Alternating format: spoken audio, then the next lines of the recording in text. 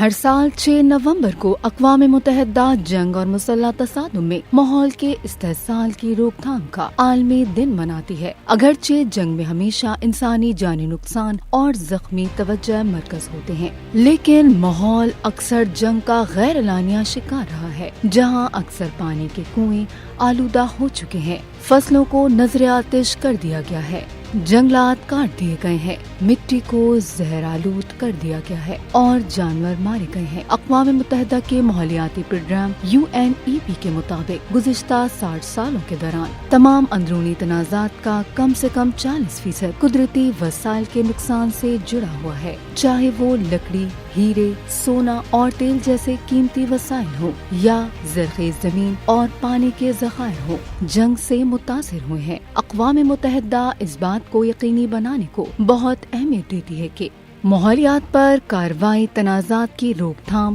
قیام امن اور قیام امن کی حکمت عملیوں کا حصہ ہے، کیونکہ اگر قدرتی وسائل جو کہ معاش اور ماحولیاتی نظام کو برقرار رکھتے ہیں تباہ ہو جائیں تو کوئی پائیدار امن نہیں ہو سکتا۔